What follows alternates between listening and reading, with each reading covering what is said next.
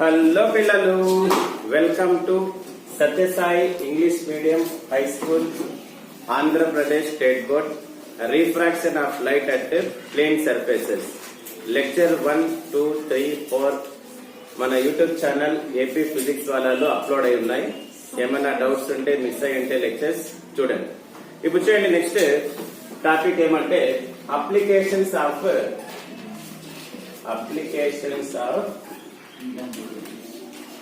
total internal reflection. Applications of total internal reflection is important topic. 2 marks ki 4 marks ki adugutuntaru. So first one emunte idinlo brilliance of diamond.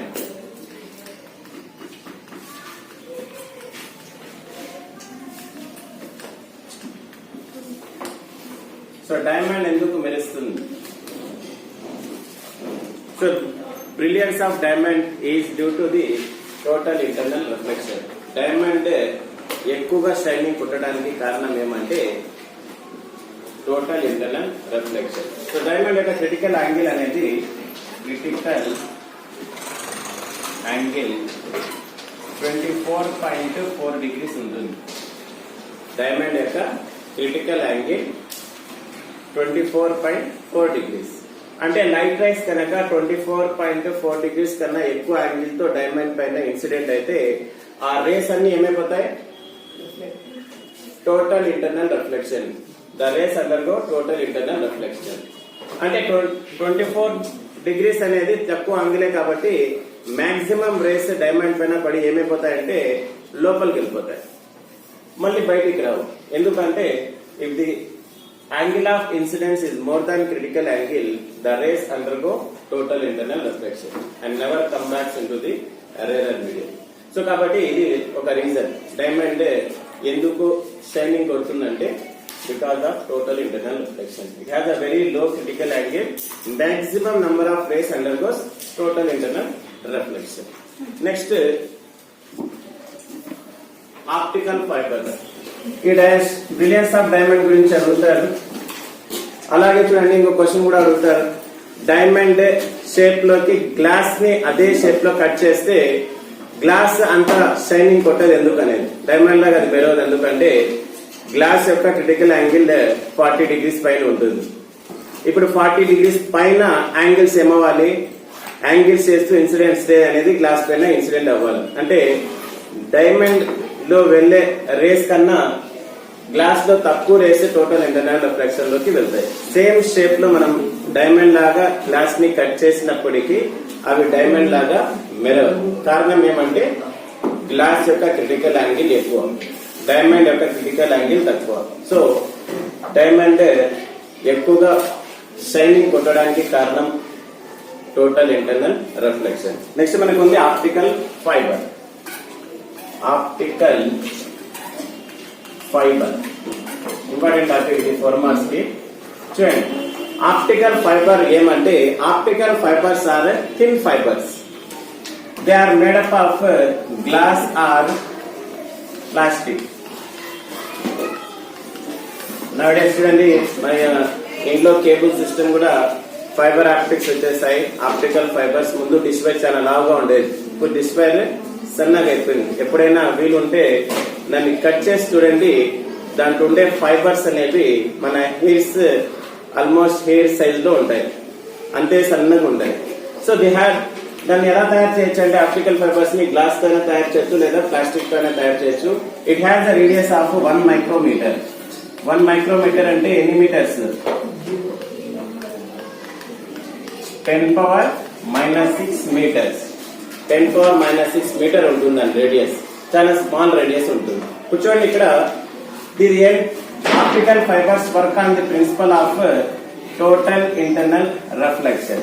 Optical fibres ఏ principle పైన పనిచేస్తుందంటే total internal reflection. చూద్దాం, ఇక్కడ optical fibre ఒక sketch. Optical fibre అనుకోండి. So దీని యొక్క radius అనేది చాలా స్మాల్ గా ఉంటుంది, 10⁻⁻6. When light ray incident on the optical fiber, the angle of incidence is more than critical angle and hence the ray undergo total internal reflection.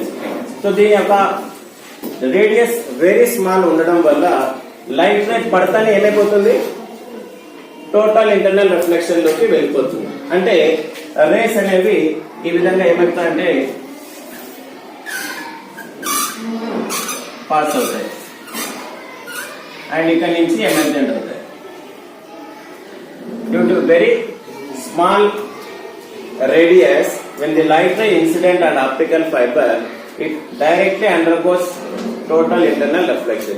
ఎందుకు వెళ్ళిపోతుంది total internal reflection? Light రే వెళ్ళాలంటే condition ఏమి, angle of incidence అనేది దేనికన్నా ఎక్కువగా ఉండాలి, critical angle కన్నా ఎక్కువగా ఉండాలి. ఇక్కడ due to very small radius light ray పడతానే ఏమైపోతుంది, డైరెక్ట్ గా టోటల్ ఇంటర్నల్ రిఫ్లెక్షన్ లోకి వెళ్ళిపోతుంది.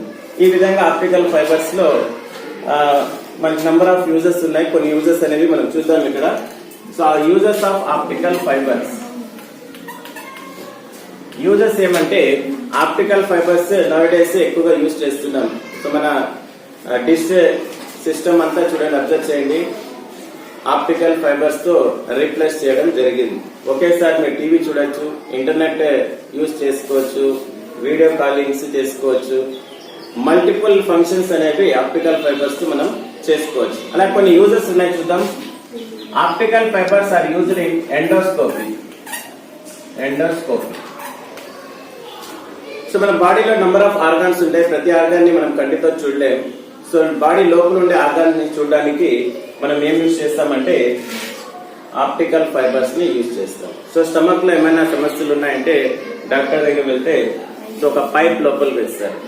సో దాన్ని ఎండోస్కోపీ అంటాం. పైప్ లోపలికి వెళ్ళి స్క్రీన్ పైన మీ స్టమక్ లోపల ఉండే ఆర్గాన్స్ అన్ని క్లియర్ గా కనిపిస్తాయి. సో దానివల్ల డాక్టర్స్ కి ఒక యూజ్ ఏమంటే ప్రాబ్లం ఎక్కడుంది, ఎంత ఉంది అనేది ఈజీగా రికగ్నైజ్ చేసి ట్రీట్మెంట్ చేయొచ్చు. తర్వాత ఇంకొక యూజ్ ఏమంటే optical fibres are used in sensors. ఎలాంటి సెన్సార్స్ యూజ్ చేస్తారంటే మన బాడీ లోపల, హార్ట్ లోపల బ్లడ్ ఫ్లో ఉంటుంది. బ్లడ్ ఫ్లో ఎంత ఉంది కనుక్కోవడానికి ఆప్టికల్ ఫైబర్స్ ని యూజ్ చేస్తారు. అదేవిధంగా ఆప్టికల్ ఫైబర్స్ కమ్యూనికేషన్ సిగ్నల్స్ లో యూజ్ చేస్తారు. కమ్యూనికేషన్ సిగ్నల్స్, ఈ ఆప్టికల్ సౌండ్ వేవ్స్ ని లైట్ వేవ్స్ తో సైమల్టేనియస్ గా కలిపేసి మనం ఏం చేయొచ్చు అంటే కమ్యూనికేషన్స్ లో యూజ్ చేయొచ్చు. ఒకేసారి 2000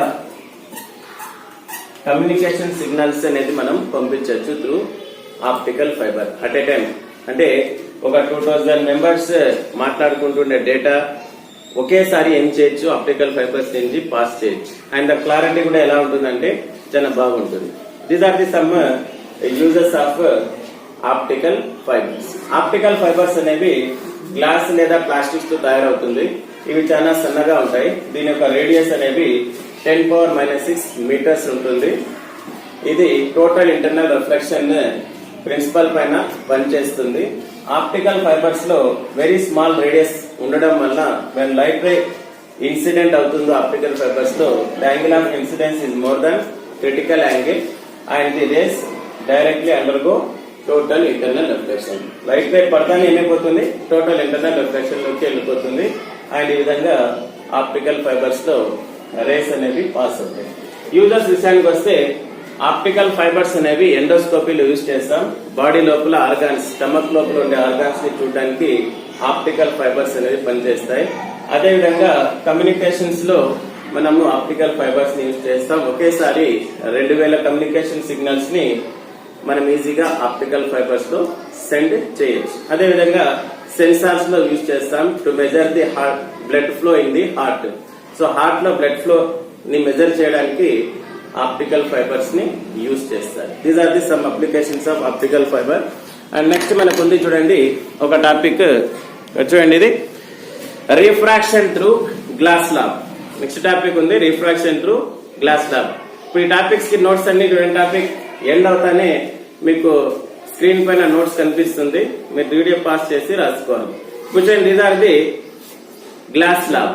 గ్లాస్ ల్యాబ్ లో రిఫ్రాక్షన్ ఎలా ఉంటుంది అనేది ఇప్పుడు మనం చూద్దాం. దాని తర్వాత ఇంకో టాపిక్ ఏముందంటే how to find the refractive index of the glass slab. ఇప్పుడు చూడండి, ఇది ఎలా ఉంది చూడడానికి, రెక్టాంగులర్ గా ఉంది. ఇది ఒక చిన్న సైజ్ ఉంది, కొంత పెద్ద సైజ్ ఉంది, అంతే డిఫరెన్స్. ఇప్పుడు మనం ఏం చేస్తామంటే మీకు తెలిసింలేదు, లైట్ రే ఒక మీడియం నుంచి ఇప్పుడు ఇక్కడ ఎయిర్ మీడియం, ఇది గ్లాస్ మీడియం, లోపల పాస్ అయితే ఎలా వెళ్తుంది, స్ట్రైట్ గా వెళ్తుందా, ఏమవుతుంది, బెండ్ అయి వెళ్తుంది. సో ది గ్లాస్ స్లాబ్ లో రిఫ్రాక్షన్ ఎలా ఉంటుంది అనేది ప్రాక్టికల్ గా కూడా చేద్దాం, అండ్ దానికన్నా ముందు థియరిటికల్ గా మనం డిస్కస్ చేద్దాం. Explain the refraction of light through glass slab. ఇలా క్వశ్చన్ అడగచ్చు. What is the angle of deviation produced by glass slab, explain with a neat ray diagram, అట్లనే అడగచ్చు. అదే విధంగా how can you understand the lateral shift of light ray in glass slab, lateral shift ఎలా understand చేసుకుంటా, అది కూడా question అనేది అడగచ్చు. ఇప్పుడు ఇవన్నీ క్వశ్చన్ కి ఆన్సర్ ఏమంటే ఒకటే, ఫస్ట్ మనకి ఏం కావాలి, అక్కడ మెటీరియల్స్ కావాలి, సమ్ మెటీరియల్స్ అనేవి కావాలి,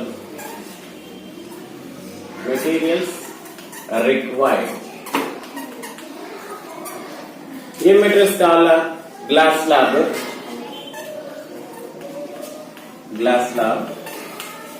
scale, pencil, protractor, glass, scale, pencil, protractor, white paper,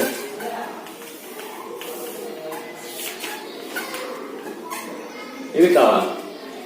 ఇప్పుడు చూడండి, రిఫ్రాక్షన్ త్రూ గ్లాస్ స్లాబ్ గా చేయాలంటే ఫస్ట్ ఏం చేయాలంటే ఈ గ్లాస్ స్లాబ్ ని మీరు పేపర్ పైన ఏం చేయాలి, ప్లేస్ చేయాలి. పేపర్ పైన ఈ విధంగా ప్లేస్ చేసి, ఇలా ప్లేస్ చేసి స్కేల్ తీసుకొని బార్డర్స్ అనేవి గీయాలి. Place a glass slab on the white paper. With the help of pencil, draw a border line.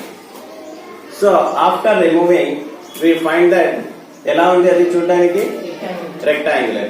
Name the vertices as A, B, C, D. So rectangular కి vertices ఇవ్వండి ABCD. First ఏం చేయాలి, glass slab తీసుకోవాలి, paper పైన place చేయాలి, border గీయాలి. చూడడానికి అయితే రెక్టాంగులర్ గా ఉంటుంది. ఆ రెక్టాంగిల్ కి ఏం చేయాలి, వర్టిసెస్ నేమ్స్ ఇవ్వాలి, ABCD. Now at the longer side of AB, draw A normal at anywhere. ఈ మొత్తం సైడ్ లో ఎక్కడైనా ఇష్టం వచ్చిన చోట ఏం చేయాలి, ఒక నార్మల్ ని డ్రా చేయాలి. సో నార్మల్ ని డ్రా చేసినప్పుడు with the help of scale and protractor, make an angle 30 degrees to the normal and draw a line making 30 degrees to the normal. So తర్వాత ఏం చేయాలంటే ఒక నార్మల్ డ్రా చేసిన తర్వాత ఒక లైన్ ని డ్రా చేయాలి. ఎంత యాంగిల్ చేస్తూ డ్రా చేయాలి, 30 degrees to the normal. This ray is called incident ray and this angle is called I1, that is angle of incidence. తర్వాత ఏం చేస్తారంటే సింపుల్, మళ్ళీ place the rectangular glass prism over the rectangular drawn. So మీరు ఏదైతే rectangle draw చేశారో దానిపైన మళ్ళీ ఏం చేయాలి, రెక్టాంగిల్ ని ప్లేస్ చేయాలి. ఫర్ ఎగ్జాంపుల్ ఇప్పుడు చూడండి, నేను ఇక్కడ ఈ సైడ్ నార్మల్ గీసి 30 degrees యాంగిల్ వేసుకున్నాను అనుకోండి. తర్వాత ఈ సైడ్ చూడాలి, ఏం చూడాలంటే ఇన్సిడెంట్ రేని చూడాలి. చూస్తూ ఒక రేని మళ్ళీ నేను డ్రా చేయాలి ఈ side from the other side. ఎలా ఉండాలి 2 rays అంటే స్ట్రైట్ లైన్ లో ఉండేట్టు చూసుకోవాలి. తర్వాత అక్కడ ఎక్కడైతే అది మీట్ అవుతుందో CD సర్ఫేస్ లో అక్కడ ఒక నార్మల్ గీయండి. ఇప్పుడు యాంగిల్ మెజర్ చేయండి ప్రొట్రాక్టర్ తో. తర్వాత డిస్కస్ చేద్దాం, ఉండేటట్టు కనిపించాలి.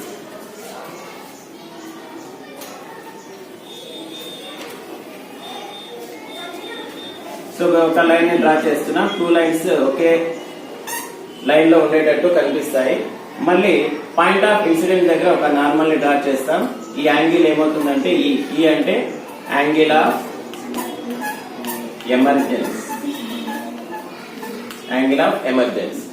సో తర్వాత ఈ లైన్ ఏమనుకుంటామంటే ఎమర్జెంట్ రే అనుకుంటాం. ఎమర్జెంట్ రే, ఎమర్జెంట్ రేని ఇన్సిడెంట్ రేని స్కేల్ సాయంతో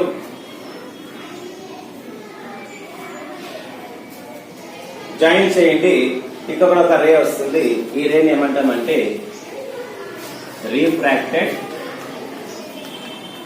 రే అంటాం.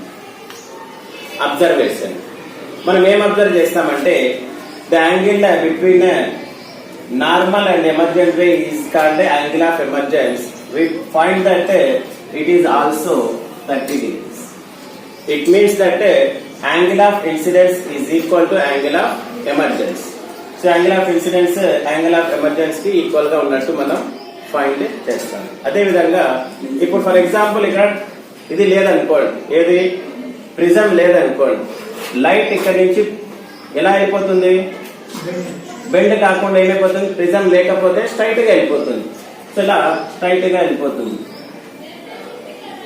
ఒకవేళ ప్రిజం లేకపోతే లైట్ రే వితౌట్ బెండింగ్ ఏమైపోతుంది, స్ట్రైట్ గా వెళ్ళిపోతుంది. ఇప్పుడు చూడండి ఇక్కడ ఇది ఇన్సిడెంట్ రే, ఇది emergent ray. The distance between incident ray and emergent ray is called lateral shift. దీన్నే లాటరల్ షిఫ్ట్ అంటాం. ఇప్పుడు చూడండి టూ లైన్స్ ఎలా ఉన్నాయి, ప్యారలల్ గా ఉన్నాయి. ప్యారలల్ గా ఉంటే యాంగిల్ ఆఫ్ డీవియేషన్ ఏముంటుంది, జీరో. ప్యారలల్ లైన్స్ కి యాంగిల్ అనేది ఏముండదు, జీరో ఉంటుంది. డీవియేషన్ అంటే ఏమి, ప్రిజం టాపిక్ లో మనము డిస్కస్ చేసాము. The angle between incident ray and emergent ray, incident ray కి ఎమర్జెంట్ రే కి మధ్య ఉండే యాంగిల్ ని యాంగిల్ ఆఫ్ డీవియేషన్ అంటాం. ఇక్కడ ఇన్సిడెంట్ రే ప్యారలల్ గా ఉంది, ఎమర్జెంట్ రే ప్యారలల్ గా ఉంది. సో టూ ప్యారలల్ రేస్ మధ్య యాంగిల్ ఎంత ఉంటుందంటే జీరో. ఇవి మనం ప్రాక్టికల్ గా చేసి చూద్దాం సేమ్ ఎట్లే వస్తుందా లేదా అని. అయితే ఇది రిఫ్రాక్షన్ త్రూ గ్లాస్ స్లాబ్. అర్థమైందా కాన్సెప్ట్? ఏం చేస్తాం చెప్పండి. ఫస్ట్ ప్రిజం తీసుకున్నాం, పేపర్ పైన ప్లేస్ చేసాం, బార్డర్ గీసాం, ఏబిసిడి అని వర్టిసెస్ నేమ్స్ ఇచ్చుకున్నాం.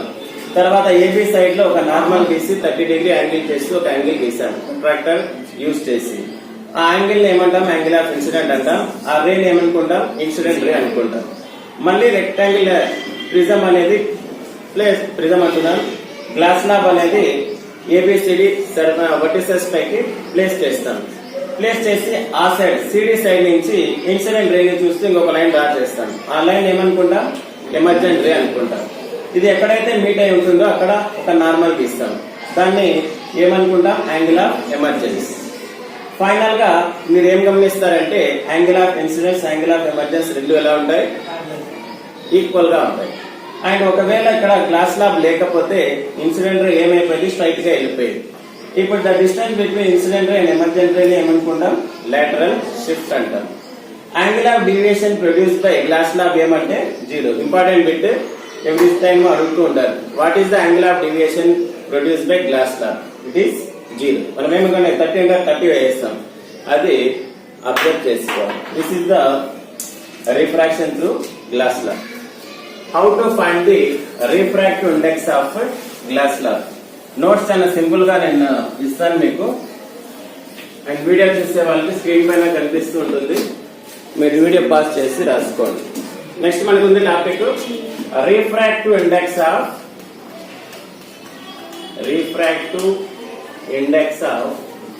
Glass slab.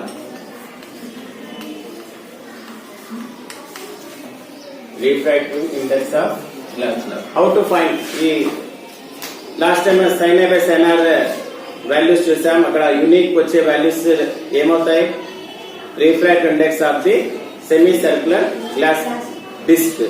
ఇప్పుడు ఈ రెక్టాంగులర్ గ్లాస్ స్లాబ్ యొక్క రిఫ్రాక్టివ్ ఇండెక్స్ ఎలా కనుక్కుంటామంటే దీన్ని కూడా సేమ్ ఇంతకు ముందు ఇప్పుడు డిస్కస్ చేసిన విధంగానే ఫస్ట్ ఏం చేయాలంటే వర్టికల్ గా ప్లేస్ చేయాలి పేపర్ పైన.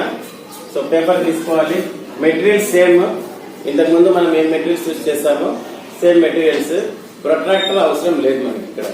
సో ఇక్కడ ఈ విధంగా వర్టికల్ గా ప్లేస్ చేసి దీని యొక్క బార్డర్ ని తీసుకుంటాం. బార్డర్ తీసుకుంటే మనకి ఇక ఒక రెక్టాంగిల్ వస్తుంది. దీన్ని వర్టిసెస్ ఏబిసిడి అనుకోండి. ఫస్ట్ ఏం చేయాలి, ఒక పేపర్ తీసుకోవాలి. పేపర్ పైన వర్టికల్ గా గ్లాస్ స్లాబ్ ని ప్లేస్ చేసి బార్డర్ తీసుకోవాలి. సో మీకు ఏమొస్తుంది, ఒక రెక్టాంగిల్ ఫామ్ అవుతుంది. దాన్ని వర్టిసెస్ ఏబిసిడి అనుకోండి. తర్వాత మనం ఏం చేయాలంటే గ్లాస్ స్లాబ్ ని తీసేసి ఒక పర్పెండిక్యులర్ లైన్ అనేది ఏబి సైడ్ లో గీయండి. పర్పెండిక్యులర్ లైన్ ఎంత డిస్టెన్స్ ఉండాలంటే, ఎంత లెంత్ ఉండాలంటే ఫస్ట్ ఒక 20 సెంటీమీటర్ తీసుకోండి. తర్వాత ఇదే ఎక్స్పెరిమెంట్ ని డిఫరెంట్ లెన్స్ తో చేసి అబ్జర్వ్ చేయండి. మీకు రిఫ్రాక్టివ్ ఇండెక్స్ వాల్యూస్ అనేవి సేమ్ గా వస్తాయి. సో ఇప్పుడు 20 సెంటీమీటర్స్ లెంత్ ఉండే ఒక ఏం గీసాం, పర్పెండిక్యులర్ లైన్ గీసాం ఏబి సైడ్ కి. మీరు ఇక్కడ నుంచి ఏం చూడాలంటే మీ ఐ అనేది కాన్స్టెంట్ గా ఉండాలి. ఇప్పుడు చూడండి, ఒక గ్రూమ్ స్టిక్ ఒకటి తీసుకోండి, పర్పుల్లలు తీసుకోండి, 2 ఒకటి ఇక్కడ ప్లేస్ చేయండి. ఇప్పుడు ఇక్కడ గీసాం ఒక లైన్. ఒక కన్నుతో ఎక్కడి నుంచి చూడాలా, ఈ పుల్లని చూడండి. లేదా పుల్ల లేకపోతే మీ దగ్గర ఏమైనా నెయిల్స్ ఉంటే నెయిల్స్ తీసుకోండి. సో ఫిక్స్ గా ఉండాలి. ఏదైనా టేబుల్ పైన కూర్చోండి ప్రశాంతంగా. సో డ్రా చేసుకొని రెక్టాంగిల్ స్లాబ్ ప్లేస్ చేయండి. ప్లేస్ చేస్తూ ఇక్కడ ప్యారలల్ గా ఏబి సైడ్ కి ప్యారలల్ గా ఒక చిన్న నీడిల్ ని పెట్టాం మనం. ఇప్పుడు ఆ నీడిల్ ని దేంతో చూడాలంటే ఈ ఐతో చూడండి. ఈ ఐతో ఏం చేస్తారంటే ఇంకొక నీడిల్ తీసుకొని అరేంజ్ చేయండి. ఎట్లా అరేంజ్ చేయాలంటే ఆ 2 నీడిల్స్ స్ట్రైట్ లైన్ లో వచ్చేటట్టు అరేంజ్ చేయండి. మీరు మార్చారనుకోండి, ఇట్లా చూసారనుకోండి రాజప్పటికి కాన్స్టెంట్ గా ఉండాలి. ఒక ఐతో ఈ నీడిల్ ని చూడాలి, ఇంకొక ఐతో ఇంకొక నీడిల్ ని చూస్తూ ఏం చేయాలి, మీరు ప్లేస్ చేయాలి. ప్లేస్ చేస్తే మీకు ఇక్కడ నుంచి ఏం కనిపిస్తుందంటే 2 ఒకే లైన్ లో ఉన్నట్టు కనిపిస్తుంది. గ్లాస్ స్లాబ్ తీసేసేయండి అండ్ చూస్తే both are not in the same line. దీన్ని పి అనుకోండి. ఈ లైన్ ని ఇక్కడ ఈ పాయింట్ ని క్యూ అనుకోండి. ఇప్పుడు ఇక్కడ చూడండి, the distance between P and Q is called vertical shift.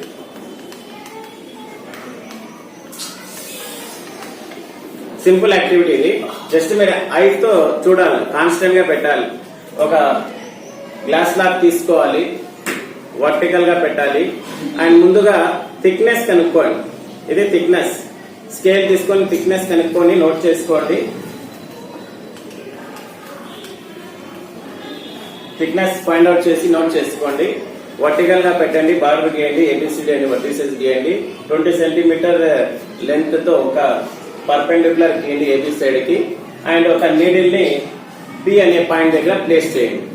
తర్వాత ఇంకొక నీడిల్ తో బయట ఎయిర్ మీడియం నుంచి చూస్తూ సేమ్ స్ట్రైట్ లైన్ లో ఉండేటట్టు అడ్జస్ట్ చేయండి.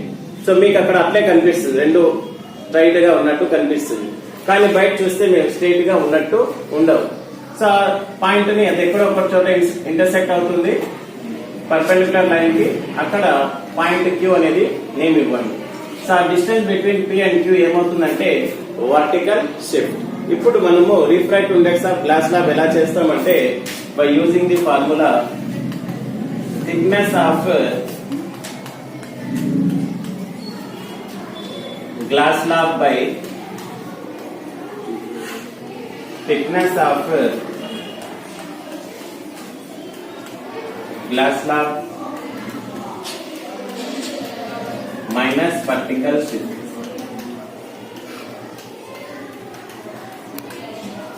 థిక్నెస్ ఇక్కడ కనుక్కుంటారు మీరు యూజ్ చేసిన గ్లాస్ స్లాబ్ ది అండ్ ఈ విధంగా ఎక్స్పెరిమెంట్ చేసి వర్టికల్ షిఫ్ట్ ని కనుక్కుంటారు అండ్ ఫార్ములాలో సబ్స్టిట్యూట్ చేస్తారు. మీకు గ్లాస్ స్లాబ్ యొక్క రిఫ్రాక్టివ్ ఇండెక్స్ వాల్యూ అనేది వస్తుంది. ఇది ఈరోజు క్లాస్. ఇక్కడతో థియరీ పార్ట్ ఎండ్ అయింది. అర్థమైంది అనుకుంటా. నోట్స్ ఇస్తాను మిమ్మల్ని.